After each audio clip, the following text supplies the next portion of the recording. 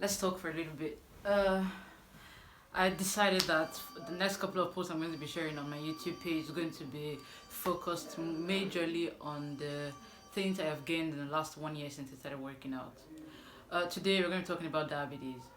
Okay, so I think majority of us think it's this abstract illness that's only hereditary and is not a threat to anyone.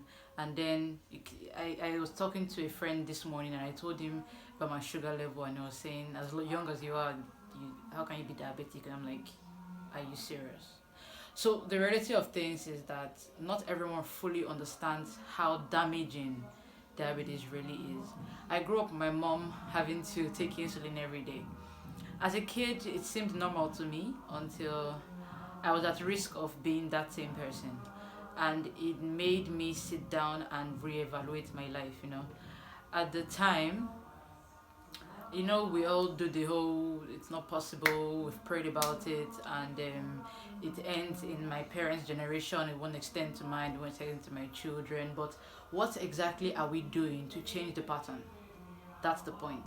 And even though all my life I was never really much of a sugar freak, yes, I love pastry, it's my weakness. But then I never really just took a lot of sugar with my tea or my oat or custard or stuff like that. But somehow I still ended up being pre-diabetic. And just after I started working out, I was placed on glucophage. At that point, it had been confirmed that I was diabetic and I had to be on drugs. I was depressed, I was worried, but the only thing that seemed to be a light in the tunnel for me was my fitness. And I just started out and I didn't have to take glucophage for up to 3 weeks. I had to get off the drugs because my sugar became too low. The drug was working, the exercise was working, I had to drop that. And suddenly I moved from being afraid of being diabetic, being afraid of repeating my parents' history, to becoming this person I am today. Free of drugs, free of any external help in controlling my sugar. It was a decision. It started up here and my body manifested, my body followed through what I had upstairs. So I think we need to sit back and ask ourselves, this sugar you're taking, these fatty foods, what are they really doing to you? Yes, it's fun at the time. Don't get me wrong, I love my pizza, I love my cake. But then I am doing something else to balance it out. I'm working out and exercising almost on a daily basis. What are you doing about it? So this morning I decided to do a little bit of an experiment. Immediately I woke up and I was ready to work out. I got my glucometer and I did a test. I'll show you the results.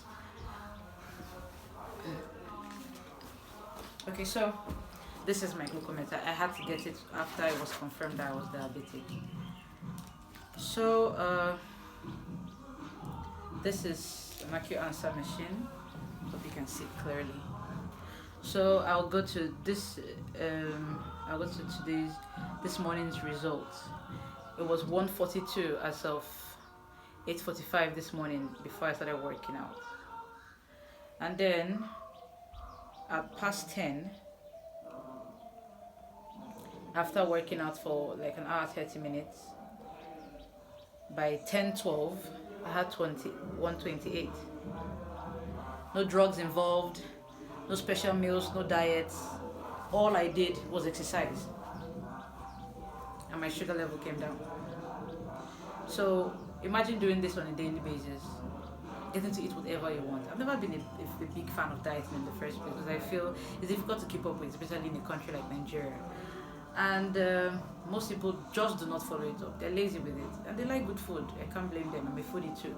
The point is, you need to do something to keep you going. You need to have your body moving on a daily basis. You don't have to wait to be diabetic. You don't have to wait to be overweight.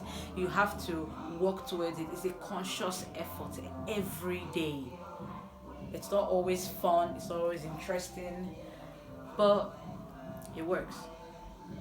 So if you want to live long, if you want to live strong, start today. Bye guys.